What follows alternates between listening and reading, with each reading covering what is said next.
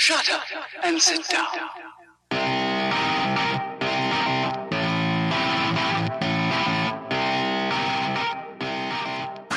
Strava needs no introduction, but I will give it one anyway. Part activity tracker, part social media network, part route planner, part archive of billions of bike rides.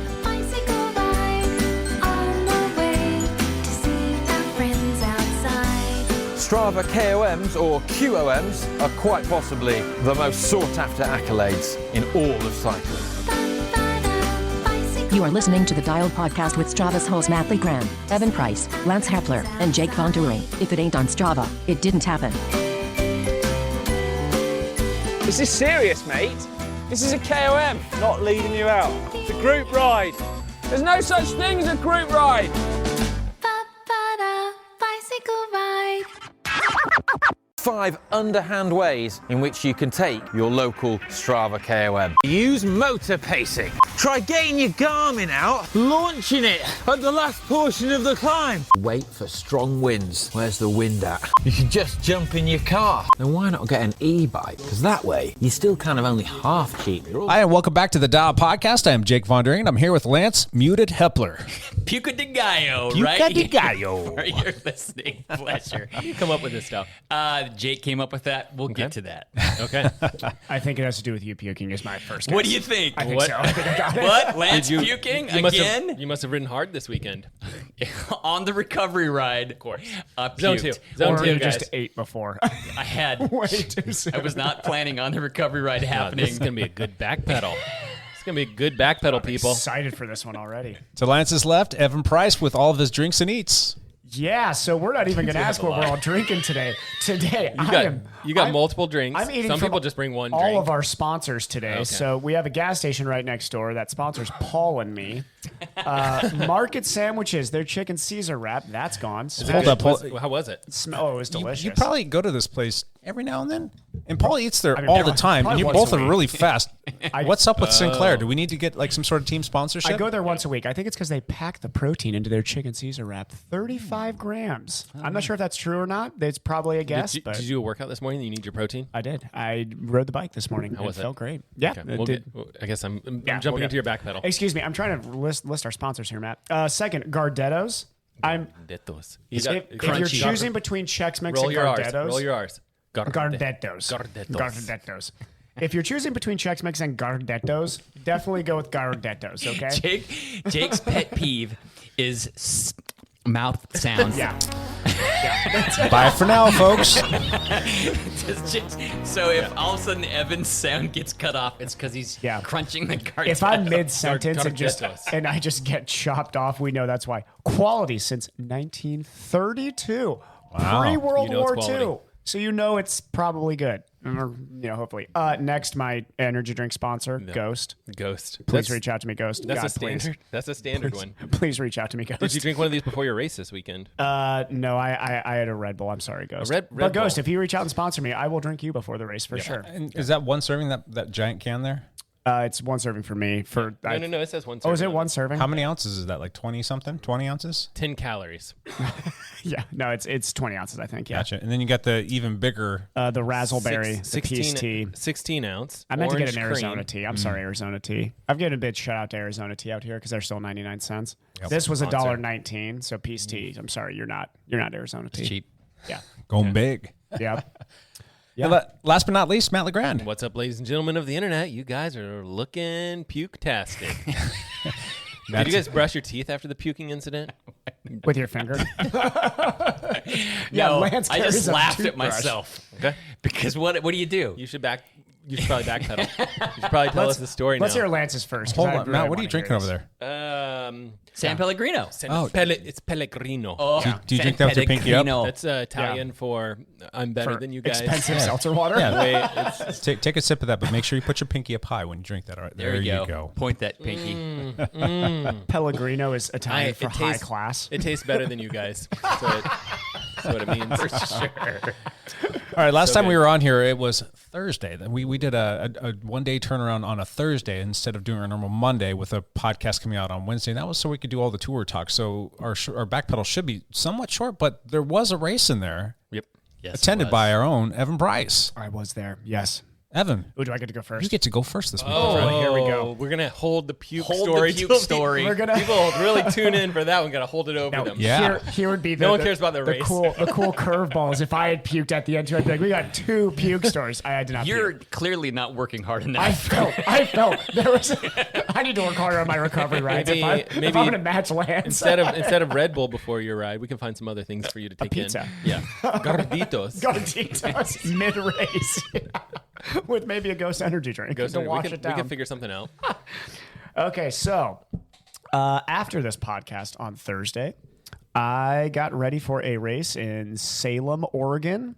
Ironman decided to plug a race into Salem, Oregon. Not sure why. I'm going to offend somebody on here because I'm sure we have a listener who's like from Salem. Yeah. Hot take. I don't think Salem's a cool town. There was Not a a fan. surprisingly large number of like pot stores or whatever they call those Dispensaries? places. Yeah. Yes, dispensaries. It's not it was like every single block. It's not a town to take the kids. I wouldn't for like family It vacation. is right on the Willamette River. It is the I did take a state kid. capital of the great state of Oregon. Yeah. Don't know how Where that the happened, Capitol but- building is. Get this. My kid, we roll in there. We're looking at the capital. That's the state capital there. Looks like a Dundee Award. That's what he told me. And I was like, That's an awesome I raised my kid right. You're like raised Sam, my that kid is right. the coolest thing you've ever said. Yeah, that's what he said. I was like, yeah, it does kind of look like a Dundee Award. That is too funny. Yeah, so outside of there being a race there, I mean, there's no reason I'd ever go to Salem, Oregon, just to be completely honest. But the race course itself is very nice because it goes through the rolling kind of country area. Like vineyards and all this Vineyards stuff and all out that's there. outside of Salem, which is a really beautiful area because cool. I love rural areas personally, especially for bike riding. Like that's where I came from, so I love that rural like out sprawling areas. So the race itself, we had a boys' weekend, which was an absolute blast. Cassie was gone for a bachelorette party in Bend. This is like her second bachelorette party or what? She's got a lot of friends, man. I have like Somebody else's bachelorette party. Yeah, somebody else's bachelorette party. She's not a bachelorette anymore. I know. Yeah, so she's there's not. a I've little taken a late. side gig to buy all these wedding presents and whatnot. Yeah. I mean, I have like you guys and maybe one friend outside. I don't know. I mean, I don't have friends. So Cassie has like everybody likes Cassie, so she has like a wedding every single weekend. Basically, yeah, it's like you guys and Kit. That's basically it. And then, Kid will take anybody. and Kit, and Kit does it as charity work. I'm pretty sure he counts as volunteer hours hanging out with me. So He's hanging out with a special kid. yeah, yes, he's taking me to Telluride this weekend. He's taking me to Telluride. He's taking me to Telluride for my birthday. He hasn't told me what we're doing yet. Is this Telluride on your birthday? Yeah. It's on my birthday. Oh my god. That's how I like to spend my birthday, dying at altitude. Yeah. I'm going to die on my birthday. Okay. But anyway, so we it's going to be me, Josh, and Ari Clow came down to he's living in Seattle now. If anybody follows Ari Clow's YouTube channel, he puts on great videos. He really does. And if you don't follow, you definitely should, because if you want to look into the life of a young pro triathlete and somebody who, in my opinion, really is struggling, and I won't say, isn't really supported by anybody. He is doing this himself and doing it the very best he can and puts on good videos. Go and follow his channel. Makes his own music. Makes his own music. Really He's cool. very musically talented. How do Yeah. you spell it? ARI. Yep. And then his last name is KLAU. Okay. Yeah. But he came down and stayed with us. It was a lot of fun. Me, Josh, and Ari kind of hanging out as a group of 3 guys, all about a decade apart. So it was funny to see how... Like 40, 30, and 20, basically. Yeah, basically. Yeah, it was right around that, You guys had range. it all covered. We had the whole thing covered. But Wait, he has a big, terrible mustache. Yeah, he does. With Just a gonna ask. handlebar mustache with the little curlies. Funny thing he's had is, that for a Lance, while. it I so hope I was reminded the me. inspiration of It that. so reminded me of your mustache, and I was reminded of how not good mine is. But we had our check-in lady at the hotel mistaked me for him once. She really liked him and was like definitely trying to get his number. Side story. That's hilarious. Wow. She definitely was. right. And I Interesting. walked by once and she's like, "What'd you clip your wings?" And she gives me this look. She thought I was Ari. I looked back laughing at her. I was like, "You're looking wrong guy." She was like, "Oh my God, you're not the." I was like, "No, I'm not." Evan, what's it going to take for us to get you some wings, buddy? This is. I trying. mean, Just gotta let it go. Lance will coach you through it. Just let it go. Okay, You got to go through the ugly duckling stage. Well, I know, It takes a while. and I need to start using some wax because You're there's a stuck in beautiful it. mustache I'm stage. very stuck in this. The ugly duck. There's an ugly duckling stage before you become beautiful. It's all My ugly. my It's all ugly duckling stage is going on 3 years. Is the problem. You got 30 years of ugly duckling stage. Knock knees and a bad mustache. When will I be hot? We'll have to get Ari on the podcast for that one. We do. Answer we that need, question. we need somebody in their 20s to tell me how to be hot because I'm not. You know, so. Ari's had that. He's a mustache. This has been Mustache Talk, brought to you by Ghost Soda. Yes, thank you. Ari's actually had those wings longer than you have. He has. Since before That's you been had his thing for a bit. And he's It only has. 20? He's like 25, rocking that. 25, yeah. Okay. I had it for a He was like year. high school is rocking He had the. he had it in college, so. Oh. Yep. I had mine for a year and then I gave up. He's Although probably- my son has it now. No. Oh my God, Lake's growing a mustache. What does your wife He's think got about that? big old wings. Oh Actually, my God, yes. I hope Can that be nobody's the listening to picture to this podcast? Is Lake's mustache? I hope nobody's listening to this, my family, because Brandy's like, it actually kind of looks good on Lake. Yes. What? Lake, keep it going, Lake. Lake, you might not be listening, but Lake's if you not are listening to this. Lake, if you're listening, He's on a boat in the middle of the oh yeah, Colorado Colorado River. River, somewhere. yeah. he's the coolest guy in Colorado. He's got a massive mustache and he lives on a boat. Kinda, if you're like a river tour guide, You that's need a kind of good cool. mustache. It's kind of cool. If you're just Absolutely. some old cyclist, no. It's creepy. It's not cool. Okay, how about we get to the race? Okay, Anyway, sorry. so we're fast. We're This is funneling important. fast forward into This the race. is important. So anyway, we're going to Salem, and we're all feeling good. The swim's going to be super fast. The start is at like 6:15 a.m. for the pro field, and which is ridiculously early start. We had to be out of transition at 5:45. And in my head, I'm like, why don't I just bike race? Those races start at like 9 a.m., which is a way more comfortable time to start. But anyway, slept very poorly the night before. Like usual. So wake up feeling great, shove some caffeine in the system, and I have enough adrenaline to like take on a bull at that point. So go down the race venue. We have to jog 1.5 miles to the race start. And like, Oh yeah, they had real problems last year with like. and the profit we have to start way getting early, people. like way early. So we had to start at 6:15. So a 1.5 mile barefoot jog down there, which was fine, but kind of funny, honestly. It I was feel like you should have brought some like throwaway shoes or something. yeah, it would have been a good idea. Hindsight being 2020. Well, but next year. Yep, next year. So we get down there. It's a downstream swim, but to be honest with how I knew this swim was going to work out, is it was going to be an absolute battle to try to get into a big group, because this race was going to be the battle of bike packs, basically. So we start the race. It was a pretty violent start, actually, just because guys were kind of bunched together. We were all having to fight against the current a little bit to get out to the first buoy. They moved us more to the right because they didn't want us in the really strong current. So as much as we all thought this swim was going to be like insanely, it was still fast, but it was not like quite as insanely fast. Like it would have been fun to see Metzler come out in like 12 minutes or something like that. Further left you were, the faster you were, basically. Yes, and they shoved us to the right. Apparently, Did there Andy were, Potts not show up? no, he did not. Okay. So Potts and T.O. did not show up. Yeah. Now there were quite a few age groupers that broke this rule from what I heard, and we're just swimming straight over to the left because, do what you that's want, what I I would guess. do. But there's refs looking at us, so we were all having to be in this line. Made for a fun race. I actually positioned myself well in my group. I realized that the swim became just, there was a big front pack, a couple stragglers, and then this backpack, basically, which was pretty big. It was like 10 of us. And I realized I wanted to position myself further up this group. So I was like, I'm going to keep on fighting to stay at the front. And I realized as much as my swimming needs to keep on improving, what's actually going well is I fight really well in the water. And that might be because I don't come from endurance sports. Like I'm very good with physical contact in sports, at least, even though I'm not a quick twitchy guy. So I realized that actually positioned me well. I sat on the first guy's feet the entire time. And anytime anybody would come in, I'd throw a bow at them or kick super hard and kept my position. And that worked because when we hit transition, it's a long run up. Yeah. So it's like if you're sprinting, it was like going to be a 3 or 4 minute transition. So I got out of the water, and I was actually, with all these young guys, I was the first guy in and out of transition. I knocked out of transition at like 3:30, which was flying. You were in ahead that of group. Ari at that point. Yeah. Yeah, And he's a decent swimmer for being new to swimming. yeah, and he's also a very fast runner through trans. I mean, the guy's incredibly fast on the run. So I knew that was a card of mine to play. I'm like, all right, I don't have many cards this race, but I'm going to play this one. Got on the bike, legs feeling great, and unfortunately for me, that meant one bad thing is I was, I think, a minute and a half off of the group that developed in front of us, which defined the race. That was a group of like 12 guys, and they were moving quickly in a group of in a draft pack of 12. So and you couldn't quite get there. We tried. So the problem is that nobody was going to be able to ride with me from the group I just came out of because I was hammering. So you were alone. So I was alone. Ari came up in the first 5 minutes next to me. And we're talking the whole time. We looked at each other, we're like, right now, let's go. Like, this is it. We got to go right now. So Ari was saying we were pushing we were like in the 340 range for a while to start there, like hammering, like minute pulls. Little to our knowledge, we should have waited a little longer. Yu Hasio was behind us, who is a super strong cyclist too, and usually has to do what we have to do. But Yu was pacing himself very well through the race and decided, talking with him after the race, he was like, I decided you guys were moving too fast to start with, so I held back. And then he actually ended up catching us at the end of the bike because he paced himself perfectly. Better. Yeah. Power meters help with that, Evan. Yes, I know. Well, this was what we talked about after the races. I had a card I wanted to play, and it was trying to make that mid-pack group. Mm-hmm.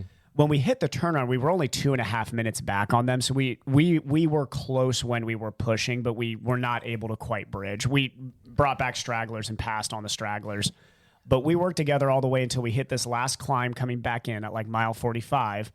You came by us, and I latched onto you, and Ari had to drop back. So that... Now, let me be clear. You're not drafting, you're pacing with somebody. You're like 10 meters back. 6 bike lengths, exactly. Out of the, quote, draft zone. And I will say... But you're helping pace each other. There are... And I'm going to start talking about this more directly. And guys do this now. I'll make one thing clear is that I have to get better at swimming instead of complaining about this, because this is what racing is now. But what frustrates me is there was a bike ref with me and Ari the entire race, and I get it because we were technically the chase pack in this race, because it was literally a front pack and then us and then everybody else behind us. Yeah. So we were, I mean, if there was ever a no man's land, we were in no man's land. It was like out of 30 guys or whatever, I think actually started the race. Not 30 guys finished, but 30 guys started. We were like 15th and 16th at this point.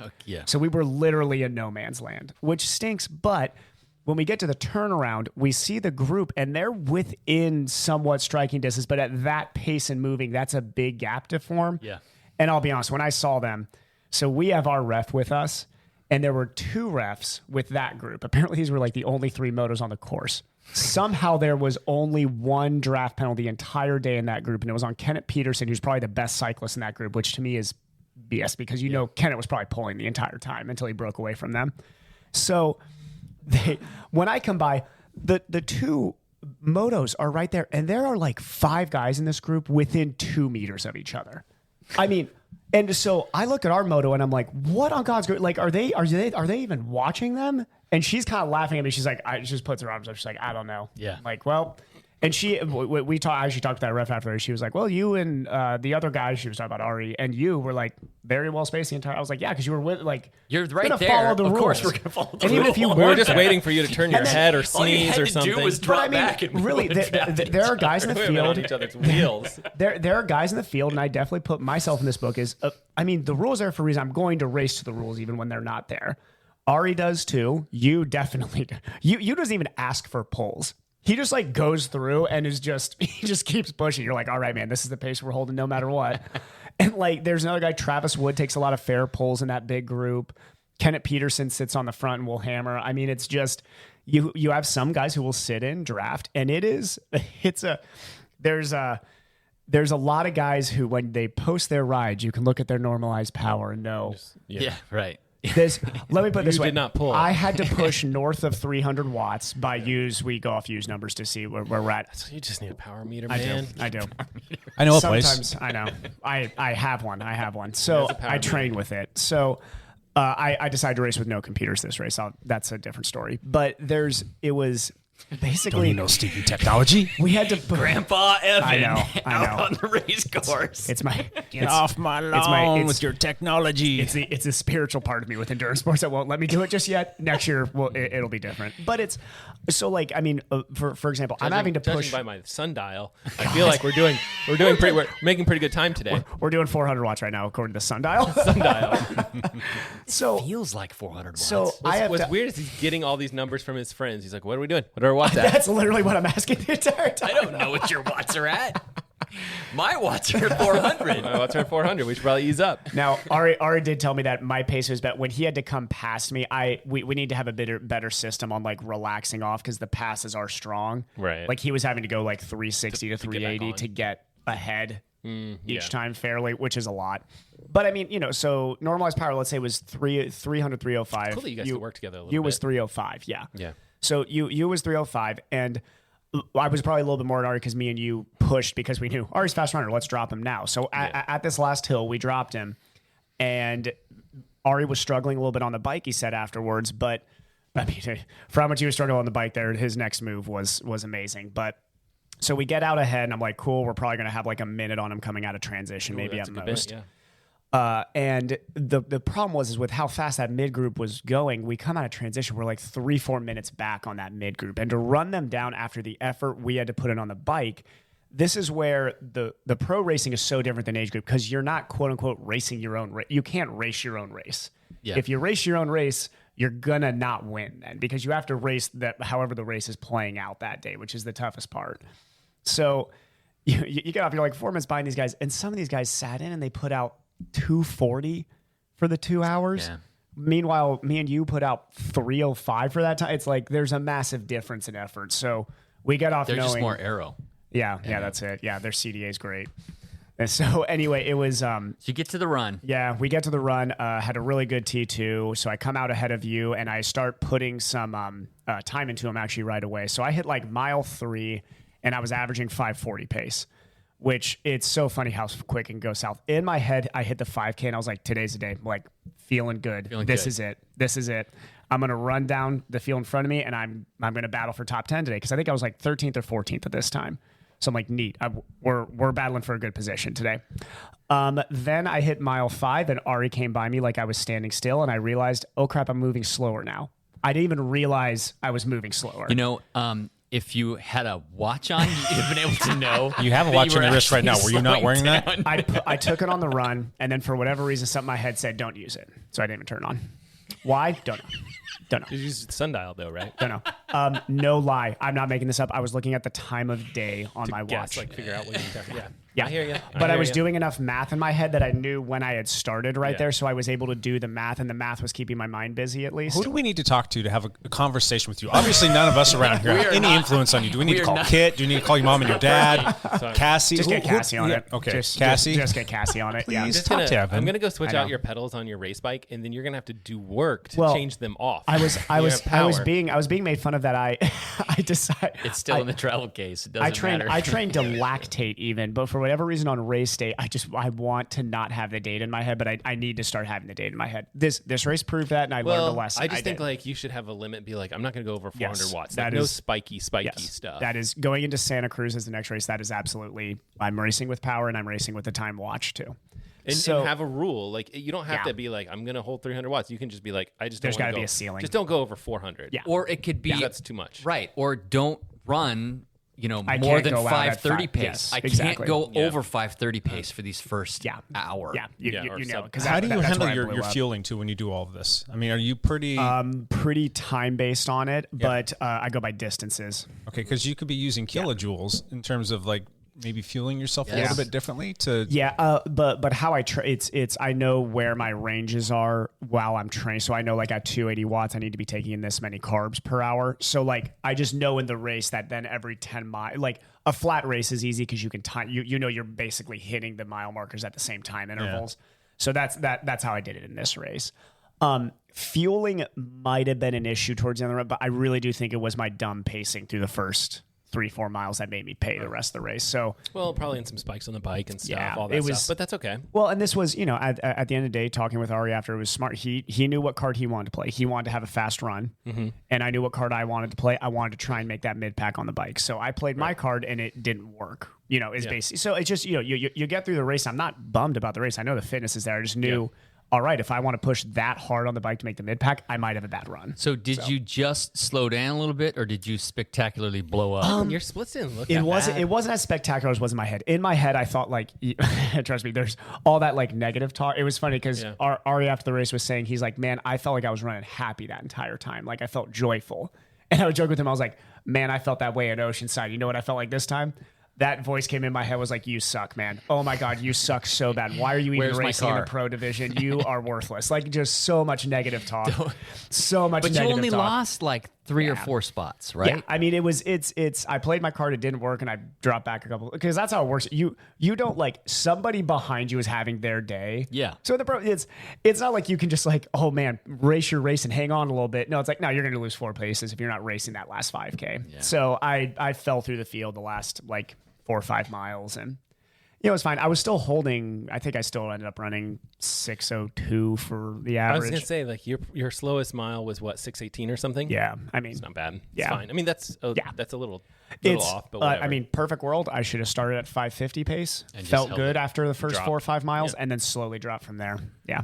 It's So- so hard to like rein yourself in though for those first 2 miles. It is, especially when, and I'll be honest, and feel everybody knows this, is that 540 felt easy. The second 540 felt easy. The third 540 felt Yeah. even I easier. almost The feel like fourth felt easy. The sometimes- fifth is when it started to fall off. Sometimes I Yeah. think when it feels easy, like there's just not a benefit to slowing down. Like that's just like a hot take that probably is, questionable. Yeah. You're not far off. And, It's just like- and really, when I look at my training, is I didn't have, I had plenty of run mileage, but I really did not have enough specific work at that pace yet. And that's what I'm changing going into Santa Cruz. You is could, it you know was- what you could do is, this is again more hardware, but if you looked at your heart rate and you're running 545s, but your heart rate's high, that might be saying like, hey, I want my heart rate to be, let's I pick need some this to crazy feel number, easier. 150, Yep. which would be pretty crazy low for you, right? Yeah. If you're like, hey, 540s are great, it feels super easy, but my heart rate is saying something that I want else, it yeah. low. Yeah. Then you're gonna almost like slow yourself down, try and get that heart rate down, That's like a nice little. Because Exactly. otherwise, you're like, this feels fine. Yeah. I've done that in an Ironman, which is ultra dumb. Yeah. It's even dumber than a half Ironman. So Yeah, and it's, so it was, I'm not going to say it was a bad race. It was a good positioning swim. The time doesn't matter. I positioned myself well in Your the swim was good. I did all the little X factors right. Great T1 and 2. Yeah. Biked very strong. I'm very happy with my bike is climbing and it's going to keep on climbing. And my run was, for once, it's usually my strong point, was not a strong point. So I got to make some adjustments and race smarter. And that's basically it. Yeah. I mean, So, you it was fine. almost didn't get to do this race at all. So this is a bonus race. Yeah, I mean, I'm just excited for the next block of races, definitely. And on a side note, before we go off of me, Josh won the age group overall for the Heck first yeah. time in his triathlon career in Josh Ironman race. Monda. Way to go, buddy. Yes, He crushed it. he absolutely Way to go, did. Josh. We're proud of you. Yep. He had a great race. Oh, just His all run around was a great good. race. His bike was good. Hey. Timely. Nailed it. Good work, Jake. But yeah, he not only he raced smart all day and ran the run we've been waiting for him to do, which is that low 118s. Yep. And the next, I mean, we already planned our track workout for Thursday. So this is what I love about training with guys. Yay, great job. All right, now we know he wants to go in the 117s. That's like the next step, and he's going to do it. The guy just keeps working and keep staying consistent. It's amazing. And I kind of expect you to be 114-ish. It's like a nice happy spot for you, I think. That is next year. I will be the guy running 114s. That is for sure. Accumulating a lot of volume and work now. It's just got to hit the race where it works, and I race it smart. Yeah, Yep. that's fast. Yep. Cool. All right, Good folks. job, buddy. Thank you. Cool. Miley Grand, backpedal. I just got out of the lake. Do I smell like a lake or neoprene or something? Smell a little something? Maybe a little bit. Testing a lot of watches. I actually spent the weekend very close to Salem, Oregon, because I hear that it's a great place to take your kid. Sweet. So funny story. This Matt, weekend, Matt and Sam took a vacation to Salem for no reason, not did. swimming, and then came and visited us. It was great. I visited these guys in their hotel room just to Sam stop showed by. us his medal. It was awesome. Sam swam the state meet, and he got 4th place in the 50 butterfly and 4th place in the 100 butterfly. Oh, wow. Like 11th place in the backstroke and one other race that I don't know what place he got because I'm a bad dad. But so we stopped by the hotel room, showed off our medals and stuff like that. And I actually, so for my PT friend, here's what I did. There was a track next to the pool. Yeah. Because you're just like stuck at these swim meets. Right. So you're stuck there. So The more stories I hear, I'm like, man, I hope my kid does a sport he loves, but I hope it's not swimming. it's going to be volleyball. It doesn't matter. Any sport, they're all just, bad. they all suck the time. They all suck time. So I went out to the track and did like walking laps and stuff, which I was Nice. like, okay. But I started to run a little bit, which is just the kind of like first time I've run any. And I did, half a mile, then run a lap, half a mile, Dude, nice. or whatever it is, half a lap. Well, no, I did like an easy walk lap in between running laps. So did that 2 days in a row. and I'm sore. I probably wouldn't have done 2 days in a row, but I know. But what do you do? One day in a row would have been okay. As in one day, and then The second day I went faster on my fine. I was like, it'll be okay. 10-minute pace, 9-minute pace, 8-minute pace, or whatever. And these are for like one lap. They're not like super fast, but I went sub 8-minute pace. That's pretty good about myself. Sub 8 project. Sub 8 project. But yeah. So it's something. I think the flat track is really easy on the ankle. Nice and soft. Yep. Gives you that little Albany, bounce. the Southern Albany track work. I called it a track workout on Strava. The beautiful vacation town of Albany. A lot of people going to Albany. Yeah. They're going to Salem. Yep. And they're thinking, do I go to Albany too? I mean, well, yeah, it's right there. So let's do it. Sweet Home's not too far away, so why not? We do have a Patreon. Nice, actually. We do have a Patreon that lives in Albany. Oh, yeah. The Albany animal, Mr. Chris Surratt. Chris Surratt. He lives in Albany. Should have looked him up. Chris, we mean that completely seriously. It's a beautiful town. It really is. Yes. That's what I was saying. Like my first triathlon that I ever did was in Albany. You know there's a Dayton, Oregon around there too? I don't know about that. Dayton, Oregon, yeah. I believe you. Mm-hmm. I assume it's a beautiful town. Is it close to Detroit, Oregon? Exactly. There's a bunch of Midwest towns out here. Yeah. Oregon just kind of gave up and just like, no, we're just going to use this name, this name, that Midwest name. town. LeGrand, Oregon. Got LeGrand, Oregon. Got all kinds of. Oh, there's a LeGrand? Yeah. Oh, LeGrand is actually where Chris Surratt was born and lived. Let's just went keep to high on school. trashing poor Chris Surratt. Where's Chris Surratt? We need Chris Surratt on this podcast. We do need him on He's here. super fun. Defend these cities, Chris. Defend your honor. Okay. Good luck. That's it for my back pedal. Hey, Pukey. Yes. Pukey de Gallo. Let's go.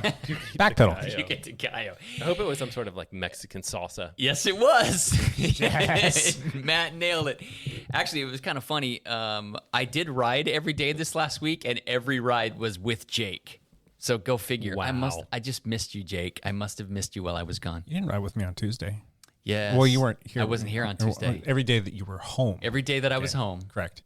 I rode with Jake. Anyway, what happened? Oh, I saw you guys on Friday. I get to be part of this. Yes. Yeah. We had our Friday fog hat ride. Correct. And Matt showed up, and that was quite lovely. It was Hawaiian shirt themed. Yep. We had, I don't know, 20 people out there or something like that. It was good. Something there, yeah. Nice Austin chill ripped pace. off his. Austin was going so hard that he ripped off his rear derailleur hanger. He did snap his rear derailleur climbing up Lake Road. Anything else interesting happened on that ride? Those rides are nice because there's not that much interesting stuff that happens. Just real chill. Just super and chill. Nice and easy. The route was a little wonky, but Yeah, it was fine. we just kind of went into choose your own adventure mode, and it was still fine. Good.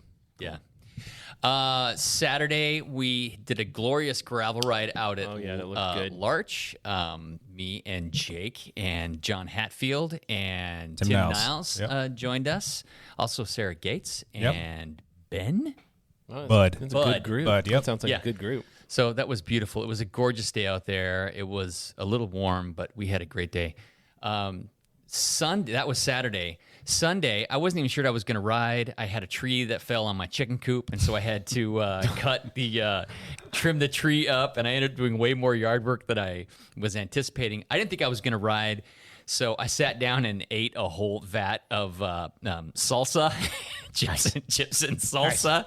Do you need to get the avocado salsa? It sits on your stomach a little bit better than the pico Well, salsa.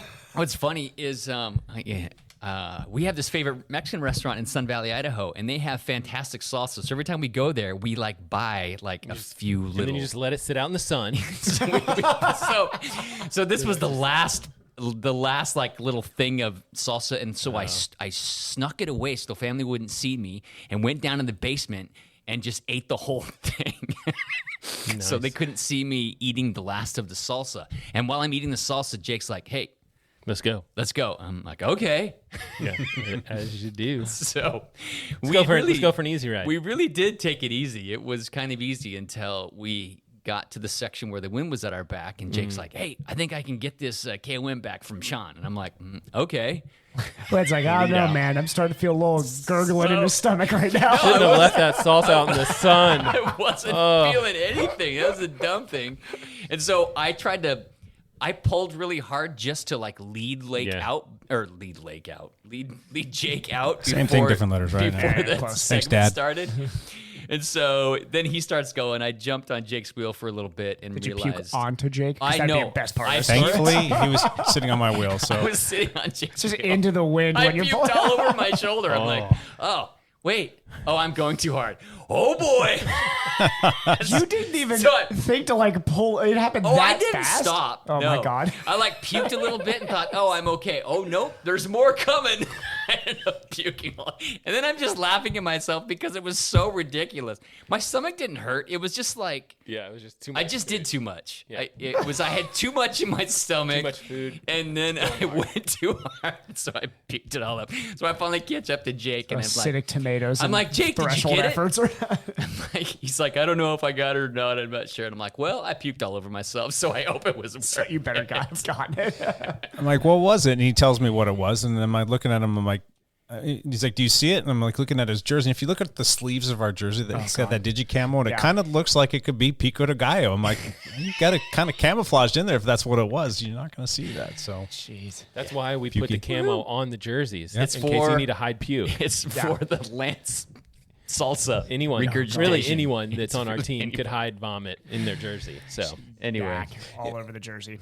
the whole segment was kind of funny because I told him like, oh, it's popping up. It's telling me that it's called Geez Louise. That's the name of the segment. Because it used to be very bad pavement, and it's not such bad pavement anymore. Yeah. Anyway. And I'm like telling Lance, I'm like, yeah, and telling him the story because it was a year or two ago that I went for that segment, and Sean Martin was with me. We were doing like a 40-mile ride, and I was doing some interval sets. I'm like, I'm going to do this. I'm going to go for it. And he sat on my wheel the entire time. Never came around, never took a single pull. And he didn't start back and catch up. He was with me the entire time.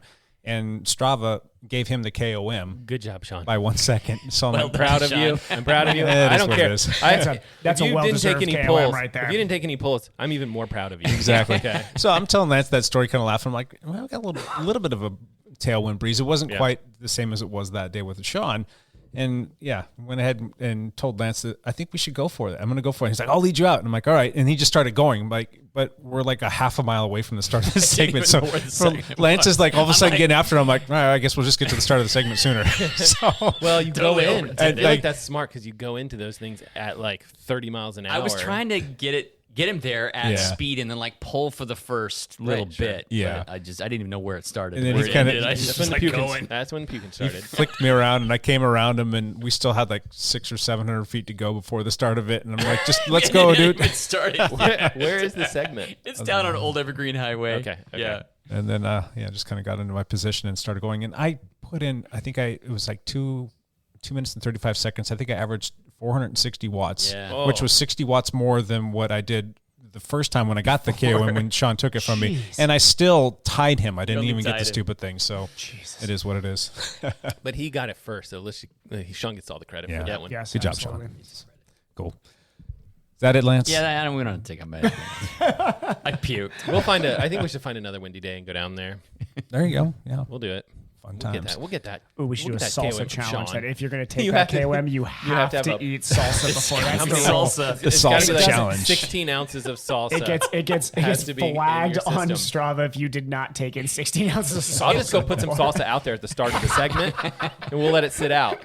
We'll let it sit out in the sun. It's pretty sunny today. It's like We can ask 96 Ghost if they want to degrees. sponsor. We can put it in a Ghost can and be like, here you If go. I'd chug this. shown a little restraint and not eaten the whole quart of Yeah, salsa, but I mean, salsa's it still- might have been better for good. me. Wait, you went but through the whole instead, quart? Yeah, I ate the whole friggin' Oh thing. my It's so good. It was not. It was so good. I'm like, it's gonna go bad in a couple days. I gotta finish it right now. And That is an amazing amount of precious. salsa. Okay, are you a like you take a lot take on a each chip? Yes. A chip Okay. is just a delivery mechanism. You try and get as much Yes. salsa on it It's as just possible. a spoon for the salsa. It is. Edible spoon, yep. I'm more of a fan of the chips, so I'm like minimal topping on top, so I can get through the entire bag of chips. you're doing but that then wrong. save the salsa Yeah. for later. No, I think I'm doing it right. I like the chips. Why not both? You're doing it wrong. That's just a lot on the stomach. I think. If you're not riding, it's not that big a deal. I was planning on sitting by the pool the rest of the day, not leading Jake out on If you're sitting by the pool, it's great. Yeah. Oh, good times, good times. All right, well, I don't really have much to backpedal because I think we already covered it all. There you go. Jake rode did a get lot. puked. Jake did not get puked on. Did not get Moving puked How on. many hours do you get in for the week? 3 weeks in a row now of about 10.5 hours. Good work, Oh, dude. nice. So It's coming around. things are starting to feel pretty Yeah. good.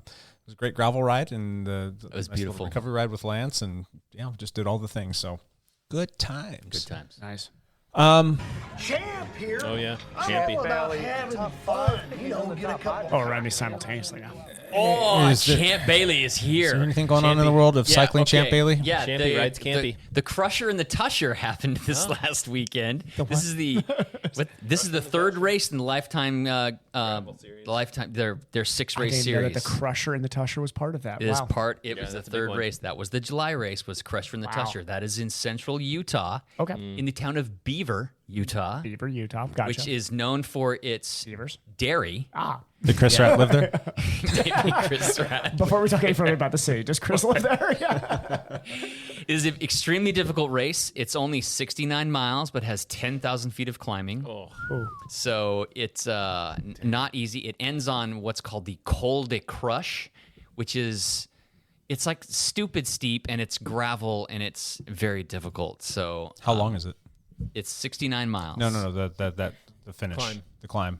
I don't know, like 8 miles or something. I don't So know. would it be kind of like what we did on Sunday, but for 8 miles? Yes. Okay. It's as steep as what we did on Sunday. Ours was only 3 miles. Theirs is like 8 or something. It's Ours was like 11 or 12%. The climb. After you like descend down from like Rouse Vista area and then kind of work your way back, and then there's that 3 mile segment that you, Yeah, I love that climb. That's a great climb. So, Keegan Swenson pulled it out. All right, He nice. kind of rode away from everybody. Women's side? What's that? Did you see results on the women's side? I did. Keegan Swenson beat out Cole Patton and Griffin Easter. Stetna was 12 minutes back. That's how hard it was. Oh, wow. Payson McKelvin, another 12 minutes back, so not easy. On the women's side, Sophia Villafalone has been kind of crushing it, and I don't think she cracked the top 10. Oh wow. Yeah, let me see here. I take that back. She was 8th. This was won by Haley Smith. She won over Emma Grant, and Sarah Sturm ended up 3rd place. So, Do you think it has to do with just the sheer fact that it's such a steep, climby course? yes, I do. The smaller people were probably favored in this in general. Yeah, And Keegan obviously can climb. And Keegan I'm can sure. climb, and he's like 140 pounds or little 135 guy. pounds. He's a little guy. Yeah. So he just kind of crushed it. Was Colin Strickland there by any chance? No. I was wondering, is he not going to jump into No. any more lifetime? He's done for. races? Yeah, I believe his name's like even off the participant list. Yeah. Yeah. Did everybody hear what also happened in the non-Tour de France world this last weekend? Non-cycling racing world? You They mean have found They Yeah, found Kristen what Armstrong. they did find Kristen Yes. Armstrong in a hostel in Costa Rica. Costa Rica. She had been Kristen through Armstrong or Caitlin? Caitlin. Caitlin, my bad. Oh, Kristen. not She's Kristen. sorry. Not Kristen. Thank you. 100% My not bad. Kristen Armstrong. 100% Kristen not. Armstrong, former Olympic gold For a medalist. gold medalist and wonderful human And being, what I'm if- sure, who lives in rides Boise, a bike Idaho. very fast. Yes. Thank you, Kristen, for all your contributions to cycling. Caitlin Armstrong, she'd actually gone through some plastic surgery on her nose to try to change her appearance, but she was still caught. She got away by using her sister's passport, and so that's why they didn't see her name. She looked close enough to her sister that she was able to use it in Real quick. country. Yeah. Should Kristen Armstrong change her last name to like Legstrong? I would at this point. Yeah, I maybe she. absolutely would. No Kristen kidding. Legstrong. Well, no, you know Move what? it. She's The Armstrong she's- name is not good in cycling. She's got to keep the Armstrong name because she's like the last remaining cyclist with like some I respect just throw behind in the that last towel name. and I go Legstrong because, hey, cyclist, that There works you go. great. We Let's would do love this. that. Yeah, let's Sorry. do it, Kristen. Keep going. So that's what happened in the gravel world. The next gravel race in the series is Leadville 100, which is in August. So that's in, I don't know when it is, sometime in August. I think it's That's a 100-mile race. it's the last weekend of July. I thought it was the same weekend as Telluride. No, maybe it is. I don't know. Did you guys track the Tour Divide race? Only the teammate, the friend of the show that did it. The friend of Dialed, yeah. Yes, Sam Bailey? Sam Bailey, yeah. My God. I've watched his rides posted daily on Strava. That is insane. How far are they going? What is this? It's roughly 100 miles a day and like 8 or 9 or 10,000 feet of climbing every day for like 3 weeks. Well, I think it took him 28 days to finish. 28 days. Yes. And they took It's basically like Tour de France, basically. a light But on a light gravel. day for them on gravel. On Oh my gravel. God. A light day for them was like 60 miles with like 4,000 feet of climbing. That was like an easy like rest day. Oh my goodness. It was Yeah. nuts. So anyway. And they're kind of There's so bike much packing ish. Oh yeah, They're you're bike it's packing. fully self-supported. Fully self-supported. gas It's a lot station of food. work. 28 days. 28 days. Long time. Pretty Are nuts. Are they sponsored by Market Sandwiches? Probably because they have to hit these at gas stations. Ghost- Grab yourself a Ghost. chicken Pretty sure Caesar Ghost is a salad big- wrap. Ghost is a pretty big sponsor. So moving on, we have the Tour de France. Today is a Tour. rest day in the Tour de France. There has been 9 stages so far. What do you guys want to talk about with the Tour? The whole thing. How let's bummed were bring you in- to get up this morning and there's no tour on? It was Oh, it was seriously. depressing. Well, luckily for me, yesterday I did not get to watch that Oh. day's stage. Oh. So this morning I just Okay. watched it and pretended it was happening today. So I watched the whole thing this There you morning. Well, the important part. Well played. I was up this morning at my normal 5:30ish time, and I was going to go downstairs and watch it. I'm like, oh, yeah, that's right. It's rest day. Dang My it. wife was like, "What? Why don't you turn on the biking?" I'm like, "It's just a rest day." it's a rest day. They should film their recovery ride so we have something to watch. Be Yeah, like, wow, we'd Van watch Aert it. putting on a massive 180 watts right now. Moves to the front at 210 and sits there. His recovery rides are probably 400 watts. Or probably, yeah. Well, there's been a lot of fireworks. It's been a great tour to start. I mean, there's We're a getting lot into of some mountains. We're getting ready to come into the mountains, yeah. and we Into the Alps. So since we last talked on Thursday, we've had a few good races. Anything notable that sticks out for you guys? Anything Let's you go. wanna just- Lance, go through the stages so we can talk about them. Because I want to get the stages wrong. Well, the biggest one yesterday, the break stuck. Bob Youngles ended up taking it to the very end and actually won. He only won by 30 seconds or was something close. like that. It Yeah, was it was 30 close. seconds. Tito Pino Pino was was trying closing. to close. Pino, Then he Pino was cracked. trying to close and then Yeah. he cracked. He made a move that he Yeah. thought he could catch him, which everybody was kind He of was, cheering he for. was so close. He was almost there. He had it down to 19 seconds, and I think that was at Yeah. the base of the final climb. And How many listeners do we have in France, do you think? Probably tons. We're pretty big in France. Are we? 3 or 5, maybe. I'm about to lose all 5 of them. That was the most French couple days in a row. My God, this country cannot put together a good Grand Tour rider. Period. Bardet. Anymore. Roman no, Bardet. I mean no, because where's Roman Bardet right now? He's in like, I don't know, look at the overall. I bet he's like 6th or 15th something. or no, he's there's no high. way he's up there. Isn't he like in the top 10? Land skimming, no. I need a Isn't minute. Gadou? Isn't he French? Yeah, He's- I guarantee he'll drop off. I'll Gadou just is continue French. to call. He's in 5th. Ooh, so drop off. Nobody will be on the podium if they're French. I don't know. I got Roglic. something that Pientre on AG2R, he is 15th. their best bet right now is Gadou. Duas? Yeah, see, Probably, there's yeah, more. he is I don't their even best see option. Bardet. Where is Bardet? Pinot is ahead of Bardet. Pinot, Warren Barguil is ahead Pinot of Bardet. literally got punched in the face by his own Saunier trying to hand No. him a bag. It wasn't his own Saunier. Oh, it was a different was- Saunier. So, Is that a neutral guy or something? or- no, it was Trek Sigafredo guy.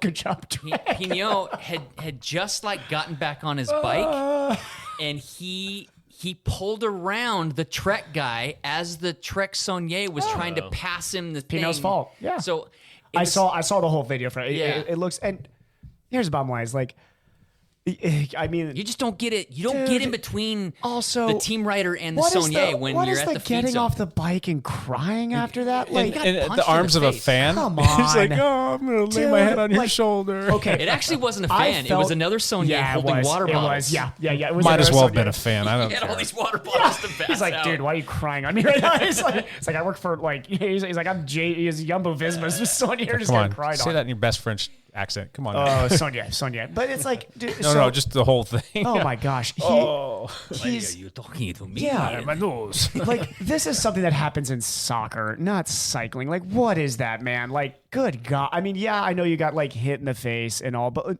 I mean, meanwhile, Roglic is dislocating his shoulder and hopping back on the bike. Like, you feeling okay, Primo? He's like, yes, I am fine. Like That guy. you have that, and then yes, people continue. Pinot is. French cycling is like the tragic hero story over and over and over again. It's getting really old. Like Broken record. yeah, Yep. it needs it. Like Pinot. Look, yes, he's fit. He's trained very hard in his life. That's his like MO. And they're like, he's gonna get it one day, but he keeps on like having this bad luck.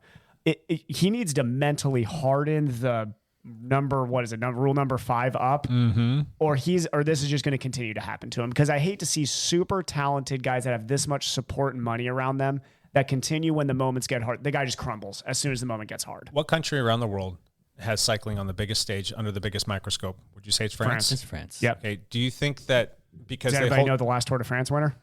Go ahead. It was the Badger. The Badger? Yeah, in my opinion, last French he was Belgian. Tour In de my France opinion, Belgian.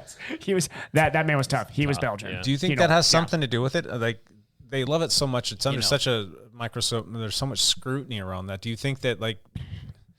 I mean, do you think they're afraid to use drugs there?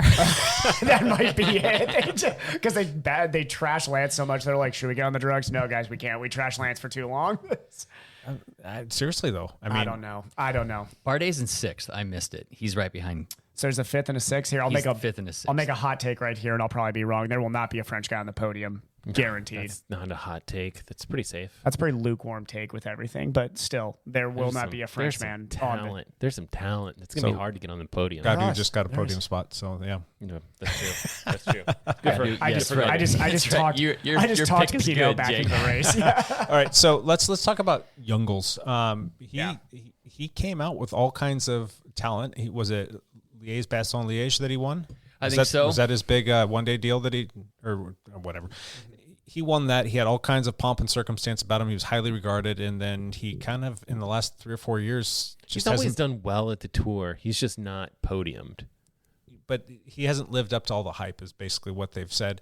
He ended up having a surgery, though, last year that was kind of an interesting one. And Lance has been doing a little bit of research on this, and he and I talked about this on our bike ride yesterday before he puked all over the place. Lance, what has happened to Mr. Bob? So in either in December, December or January, he had a very common ailment that endurance cyclists get. It's iliac artery endofibrosis. You say that 5 times fast. Iliac artery. Yes. I can looking at it so I can see it. Iliac artery endofibrosis. So the iliac artery is an artery that goes through your hip. The iliac crest is actually part of your hip bone. And what's it connected to? It's to your shin Your knee bone. bone. Yeah, there you go. Sorry, I'll shut up now. And so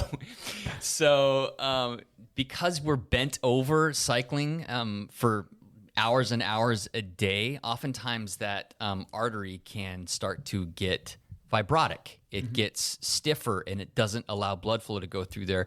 And the symptoms you get are weakness in that leg.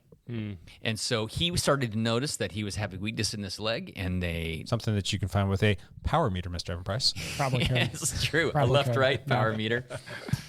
And so he had surgery to repair that. And just in December or January of this year. That's recent. And he is storming back. He's good. He's Yes, good now. He's good. Turns out he's pretty good. He's pretty Turns good. out. Still 29 years old. They're like, let's open this baby up and put a little something else in there. Roto-rooter. Motor. Put a little motor in there. Roto-rooter it out. Now, what did they do with that? Did they just put a stent in there, or did they have to like? It depends on the surgeon, actually. From the few I've seen, basically what you do is there's a stent. They balloon it when they put in the stent too to add a little bit more space.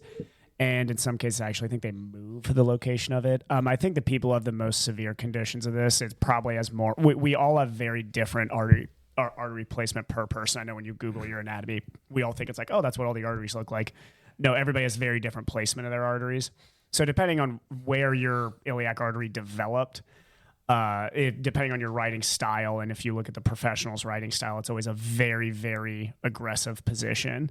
So I don't want people listening. This is the problem when it's like whenever a diagnosis becomes popular. I guarantee now there's going to be like thousands. My legs are weak. Both of thousands them. of Must have it in both. Like I'll tell you what, I can't raise my FTP. Well, how often do you ride a week? 3 hours a week. But I should be like riding. I'm pretty sure I have this. I'm pretty sure I do.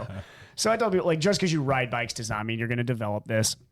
Usually, this would have to be something that is you're probably predisposed to, and also you have like millions of miles under your legs. I mean, we're talking like long periods of time and data to look at and be like, okay, I'm struggling at these top end efforts and I feel weakness. And even sometimes you might be feeling numbness in that area because there's a iliac nerve too that becomes your femoral or links in the femoral nerve too that goes through that area. So symptoms include pain, numbness, or cramping in the lower limbs. Yeah. Ouch. In bad cases, gangrene in the feet and erectile dysfunction in men. Yikes. Oh yeah, the nerves that supply the manhood also run off that area. But they either go in and place a stent, which is like a little hollow tube that helps keep the artery open, or sometimes they just clean out the plaque that has formed in the artery. Yeah. I'd be curious to know what they did with his. My guess they probably put a stent in his, would be my guess. Do you think he's going to win another stage?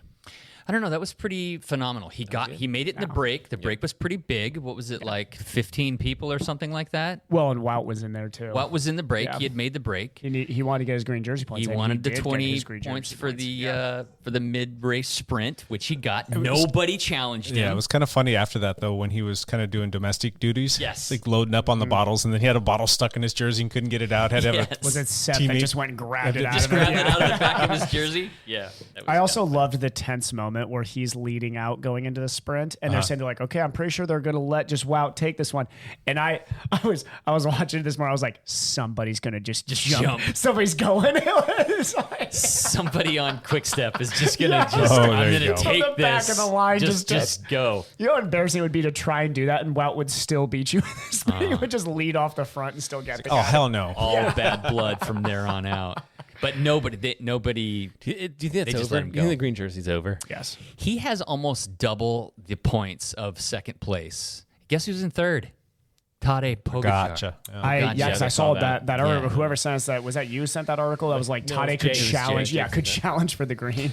Not since Eddie Merckx has that happened. Now, granted, they Yeah. didn't have the white jersey back then, but when he was 24, he won all 3 jerseys, and he would have won the white one as well because he's won everything. Interesting to see if. Well, I mean, that was the difference then, though, was I think it was a smaller peloton, too, when Eddie was there. So it's like, I think Eddie had a little bit more control over the races. That would be so hard for Tadej to really be challenging those mid-race sprint points. If you look at the, I don't disagree with that. Yeah. You've got a couple flat stages coming up. They're sprint stages. Yeah, They're he's just sprint not stages. But you also have less teammates supporting you, too. So, I mean, it's kind of somewhat relative, but... Yeah. I I mean, Eddie Merckx were they was a riding really as many good bicycle miles rider. and as many Yeah. days? Was that all the same? Oh, I mean, they actually were doing longer tours, I think, at that Yeah, there's time. some long ones. Yeah. So that's that could be interesting. What are the odds of something like that happening with Tadej landing on? I mean, there's no way.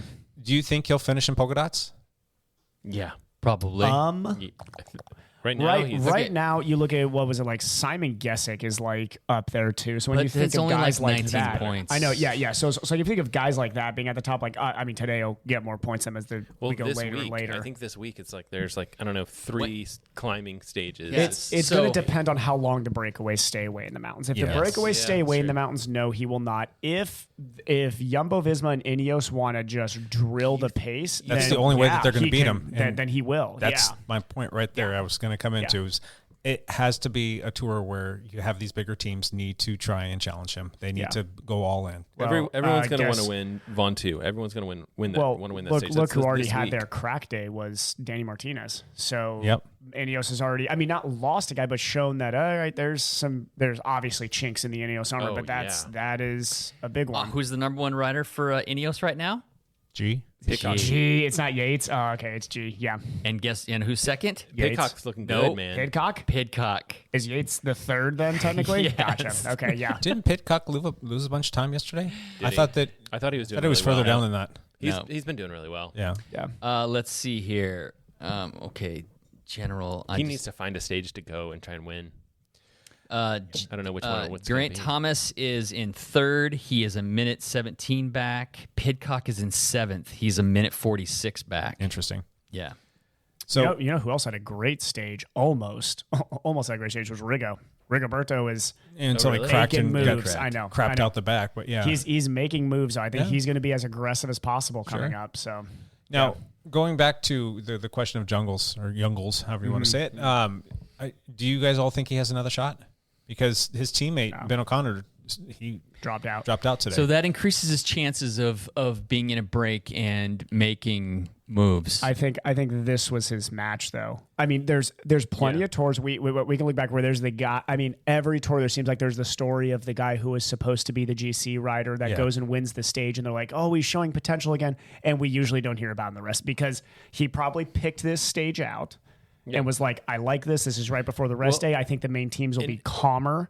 And he knew he could get in that break. Yeah, if you look at that stage, it was like mountaintop almost finished. And then there was basically like 5 or 10K left that was kind of flat up there. And so you could tell like the GC guys weren't going to go for it because once you get up there, then you got to be neutralized. alone for that long. Yeah. And so it was kind of like one of those things where it's like, this is a perfect stage for a breakaway. Oh, yeah. And there was a steep sure descent, technical descent before. Youngles is a great descender. Mm-hmm. So this is why Pinot would have beaten Youngles in this stage if that climb was extending.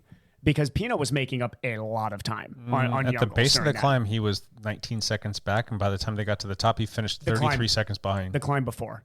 The climb before where Pino went to go bridge that gap. He bridged almost 2 minutes up he to took Youngles he took a bunch of time out of him. Huge chunk, yeah.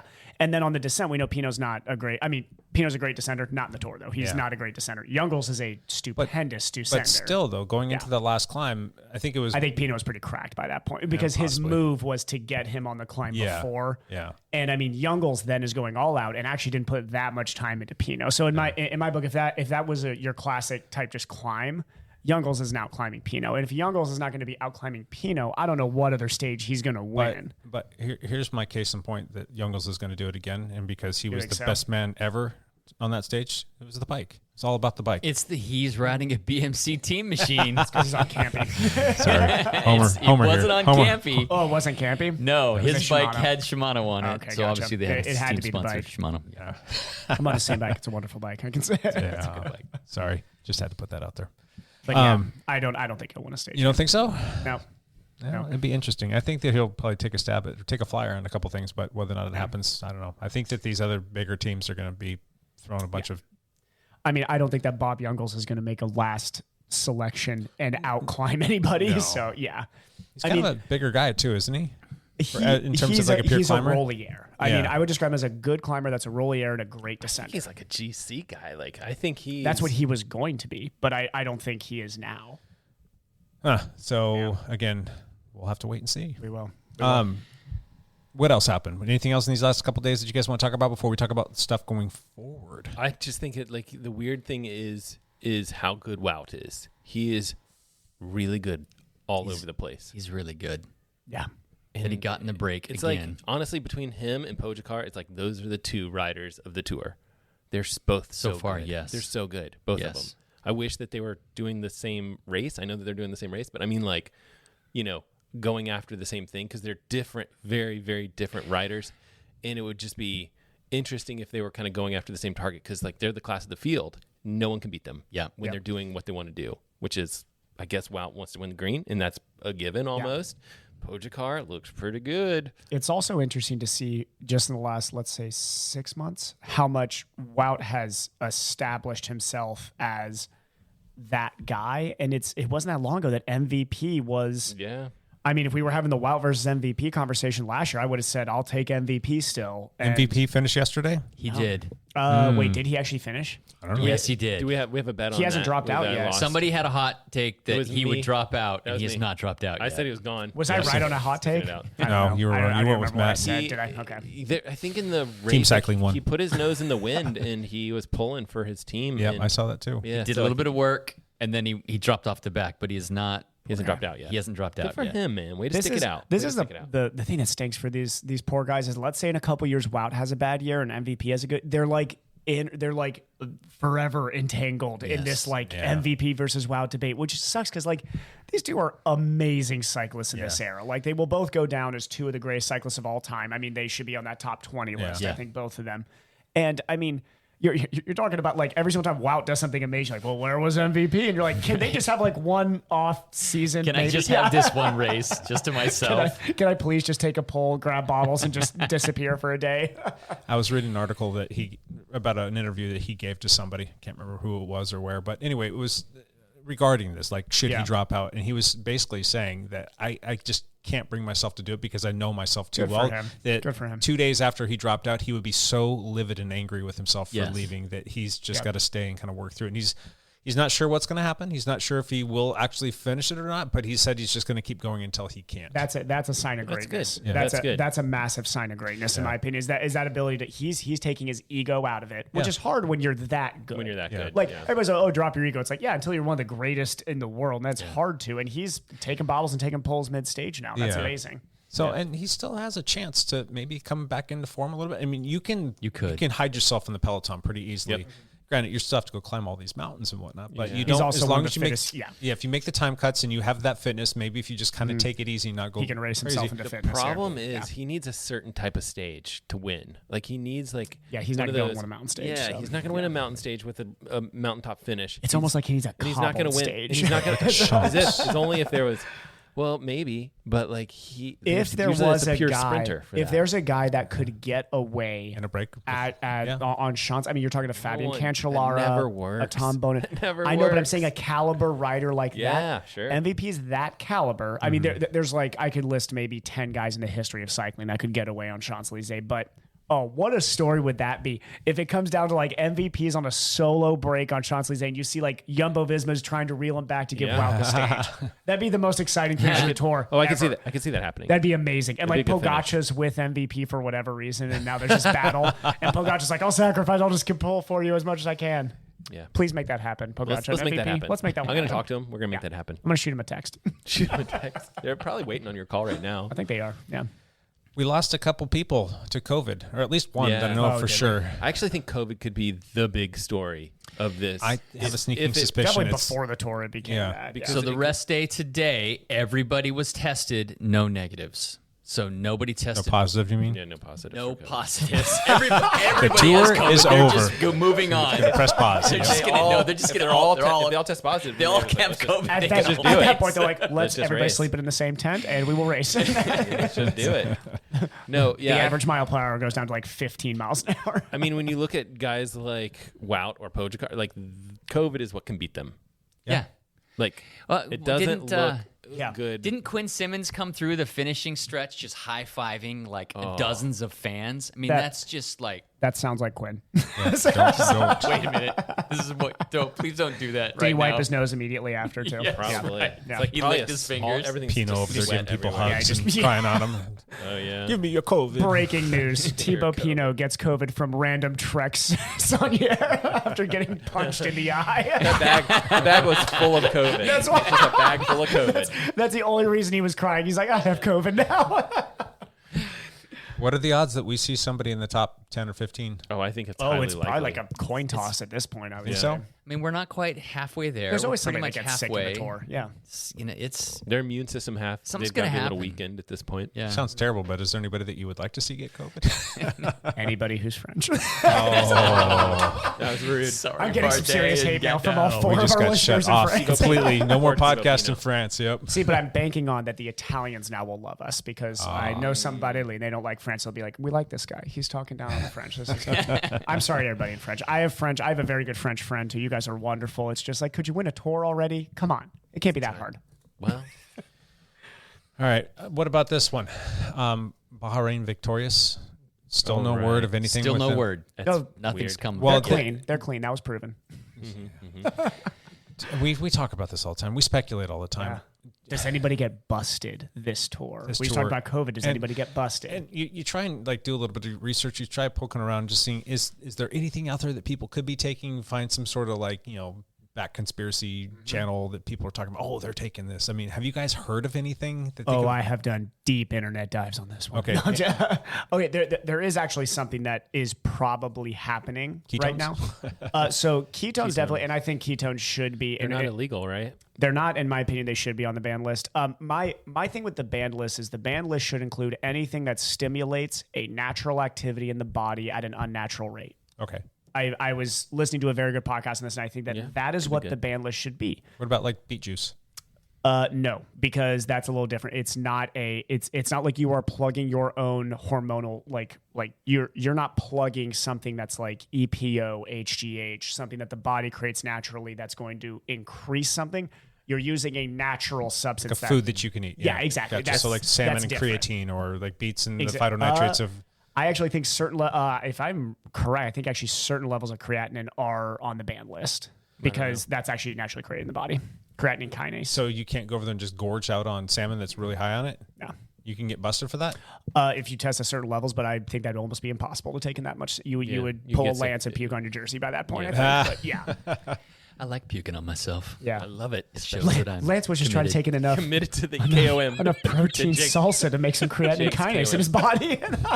I'm committed to Jake's KOM. I'm committed to whatever Jake But wants me to do. there are through, and this is if everybody remembers a little niche story for a while with, I think it was Team Sky when there was rumors that they were using xenothon gas. I might be pronouncing that that was wrong. a thing. Yeah. All that these different rumors are, it's a X E on the periodic table. Any chemistry nerd can help us out with that. So basically you're talking about stimulants to red blood cell growth in the body. I would not be surprised if like the whole Peloton was doing that. There's absolutely ones out there that I'm sure their pharmacists and their docs are researching and finding that are, developing these higher rates of red blood cell growth that are not on the ban list, or they won't flag, or it's a slow enough growth that they're not going to pop up on blood panels. And hematocrit is not the be all end all.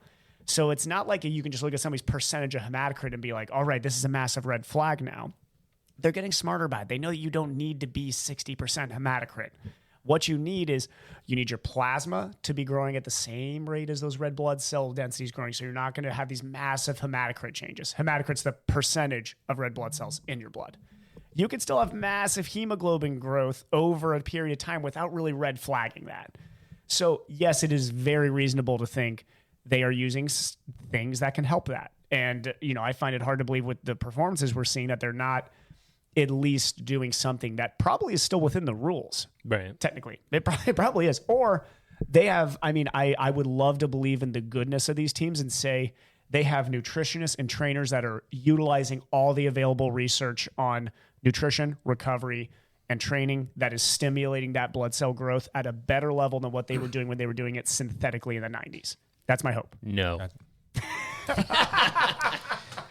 Wrong. You are wrong. I will play devil's advocate and say they're all clean. I just have a bite of beet juice. It's the same thing as getting my shot of EPO. Yeah. I mean, it's my vitamin B. It's plugged straight into my veins. I think the other side of that would be, besides like blood doping side of things, is kind of some of the lactic buffering stuff, like the beta alanine. Absolutely, is that what that product is that people use? Oh yeah, if you make your lactate shuttle system work great, Yeah. then you can really crush a climb. That's for sure. Oh yeah, the carotene stuff. I think that was like Rupp was doing that stuff too. Would I blow positive after drinking too much Ghost? Okay, good. Evan probably knows quite a bit about this. Like when you go back into the history of the Tour de France, and the first tour was in 1903. Oh, that's a great question. I think what was the 100-year anniversary? I think it was 1903. 1903. So Okay, gotcha. 2003 was, yeah. And so there were no restrictions on drug use until what year? Do you know? Oh, that's a great. Oh, okay, I'm gonna take a good. I'm gonna guess it went a long time. Yeah. I'm gonna guess the 1960s. That's what I would say too. Smack in the middle, 1965. Yeah. The only reason I know is because of a biography I read, because Jacques Anquetil would like brag about how much he was doping. Yep. Like he was like vocal about like, man, I dope a ton. Yeah, that was like, and it became a debate. They're like, you can't do that. He's like, I can do whatever I want. It's like, there's no rule. And that's exactly what it was. And I've got a couple quotes here from him. And it was, we suffer from the start until the end. You want to know what keeps us going? Drugs. Drugs. And more specifically, it's cocaine for our eyes and chloroform for our gums. Oh my God, chloroform. That's what he was doing. It's a stimulant, actually. If that makes sense. He's like, truth is, we keep going on dynamite, and basically they're ingesting. La Bamba. That's exactly what That's it what killed Tom Simpson. Yeah, exactly. Foster Copy. I mean, yeah. Oh, Foster Copy. This bike right here was made for him. Oh, do you guys know what La Bamba is? Cocaine. No and idea. amphetamines. Amphetamines, cola. That's what I would expect. Amphetamines, cola, and caffeine. And by cola, they mean what cola used to be. So cocaine. Yeah, exactly. Oh my gosh. That's what Eddie Merckx was using. I mean, this is why we don't talk about that from that era, because yes, it's nice to have it's nice to believe Michael Jordan was 100% clean. It's nice to believe that Eddie Merckx did it all clean. They didn't. It was very rudimentary doping at that time. So understand that now, this is my opinion. I could be completely wrong, and people can argue me on this. With how much we know about physiology now, you could be clean and on a very structured program and put out better results than what guys like Tom Simpson or Jacques Anquetil were doing on cocaine and amphetamines at that time, because agree with that. they didn't know what we know now. Yeah. So, and just what we know now, and then you're doing cocaine on top of it. You can crush it now. You could absolutely crush it. I don't know if the guys would I'm not saying want to do cocaine. cocaine. I'm saying like certain structured had another quote that I thought was kind of interesting, because you kind of think he was a character. People should read his biography. He was a character. He said you'd have to be an absolute imbecile or hypocrite to imagine that a professional cyclist who rides 235 days a year can hold himself together without stimulants. Only 235 days a year. And Lance is like, I did that He was last lazy. week. Yeah, God, yucks, ride your bike. Yeah. But if you think about it, I mean, they're putting in pretty big efforts. I mean, that was just kind of the norm back then, and that's how they did it. And, riding wasn't nearly as structured. They would just go out and ride, but they would ride super hard and they pile all those days. But they training used to be actually his wife would drive a car, so he knew how fast she would motor pace him because nobody on the team could train with him. He was that strong. But yeah, his training was very much like he'd go out. Today is 150K and he would just have a kilometer amount. It was wow. So talk about sweet spot training. That guy would just he'd be like, what's today's training? 5 hours of sweet spot. Yep. And he would just go and hammer at that pace for that long. His body would adapt, and then he would throw that gasoline on top of the fire. And if you compare that gasoline to will burn you at some point, though. I think if you compare that training to like the normal people of the day, it sounds absolutely ludicrous. And then this whole concept of like, you have to be on amphetamines to be able to do this. People are like, yeah, of course you do. This is crazy talk. But like now I think we're like, no, athletes do this. They're born and trained and they live on their bikes, but this, athletes do this. In fact, we actually have a ton of cyclists, and it gets narrowed down to only the best athletes that go to the Tour de France. And these guys can do this, and I think that they can do it without, amphetamines. Yeah, and we understand recovery way better now. If you look at how those guys were training at that time, I mean, it's no wonder there were only a few guys who had success in the Tours, because you had to find a physiology that was bulletproof. I mean, like the greats of that time were... Yep. I mean, their physiologies are insane. I mean, if you took Jags Anquetil and plugged him into what Pogacar got to grow up as, absolutely he would be Tadej Pogacar. Like, every generation has those physiologies. The problem is whenever we try to compare generation to generation, of course Tadej is stronger than them, is because he grew up with all the knowledge that we learned from these time periods. He's been out crushing people since before he was 10 years old. Yeah, I mean, exactly. The more that he's sitting on this stage and the more that we get to know about him, the more research that's done about him, we just start to figure out what kind of a superhuman 50 this guy is. years from now, the next Tadej Pogacar will be much faster than Tadej Pogacar is now. Oh, yeah. That's just how it's going to work. I wonder if this is my stretching for, crazy theories. Let's hear it. I wonder if we find out later that there's CRISPR. Yes. Yes. That's exactly yes, what I was so hoping because you were I gonna thought go you were going to actually, I thought you're the guy that'll actually agree. I also told Ari that. Norwegians? Yes. The Norwegians? I asked Ari if he knew anything about CRISPR with Christian Blumenfeld, and he didn't. But if he did, I would for sure expose it on here. Something's happening. No, so this is like genetic manipulation of these athletes at a young age, the next where step. they're just like, yep, they come through and they're gonna be good because they've been built to be good. That 100% is my opinion of what we're going to find out 40 years from now, is that there are athletes right now competing in the Olympics, I guarantee, that have been... You think Russia wouldn't at some point mess around with maybe this? They're playing China? Playing with the idea of this, but this is who knows conspiracy. if they're successful. This is like the aliens are playing with the genes, I think. The aliens come down in their spaceships, they abduct these guys. Scientology, yes. Yes, and Scientology. Don't be suspicious. It's a whole new level of suspicion. We should do just like a side podcast, a 15-minute of me and Matt just going off on like the deepest conspiracy theories in endurance sports. Yeah. Well, I mean, 10 years ago, they were able to like splice things into mice that just make them superhuman, like be able to just run and not stop. Yep. Like that was that they've been able to do that for a long time. And you think that there aren't countries that are like, yep, we are plugging this into somebody. This is yeah. So which countries? United States. Man, I'll tell you what. Playing the same cards. Slovenia got randomly fast really out of nowhere. That's Norway seems like, what are you doing? Why are you guys so fast all of a sudden? And it's the same town in Norway. Some weird stuff is going on there. It's like this small fishing town. Wasn't that kind of like Camus cross country for a long time though, Mr. Matt LeGrand? Weren't you guys known for crushing? We're known for our CRISPR. And let's our CRISPR something lab. about the water in Camus. The Camus CRISPR lab. What really is going on in the paper mill in Camas, Washington? That's not a paper they mill. Haven't been producing paper at higher rates, but there are a lot of fast cross-country runners. Yeah. Toilet paper. This could be. Do you ever see like the National Geographic like aliens things where they're like, it could be, it might not be aliens, but it could be. But we could do it. Yeah. Everything is like this. Yeah, there's perfectly good explanation for this. Or aliens. So, real quick, Lance Armstrong all too well, and we've all talked. Wonderful guy. Yeah. Wonderful guy. Yeah. Exactly. And we were all enthralled with him while in the moment. And then it came out that obviously he was, doping and all that other fun stuff. But they've also come out. Exactly. They've come out and said just what he was holding was not humanly possible, and they've shoved this down our throat. Not humanly possible to hold this many watts per kilogram. It's too much. It's too high. It's beyond. It's not possible. And then Pogača did the same thing a little bit more. Can I play devil's advocate? Go for a for second? it. I'm curious. Okay, because I want to know: is there just did a deep dive on Peter Attia's Alex Hutchinson review, who's the guy who wrote Endure, a great book. Anybody who loves endurance sports, read Endure. Alex Hutchinson's incredibly well researched, amazing mind in endurance sports. He was talking about his prediction on the sub 2 hour marathon. Mm-hmm. He said it was going to take, I think, like 40 or 50 more years from when he made the prediction. At that time, the record was 2:02 and change. It was one of the very fast canyons at that time. It was like 2:02:30. So it was going to be a 2 minute and 30 second drop. Huge drop at that point. Sure. When we're talking about these speeds, this is massive. He was wrong, and he had gone through a massive load of research to quote unquote prove that it was even possible. There was still a lot of the exercise physiology world that said he was crazy and that no, we will not go under the 2 hour. Yeah, and his prediction was 40 or 50 years. I remember that. Yeah. So every time, and he was talking about this on the podcast.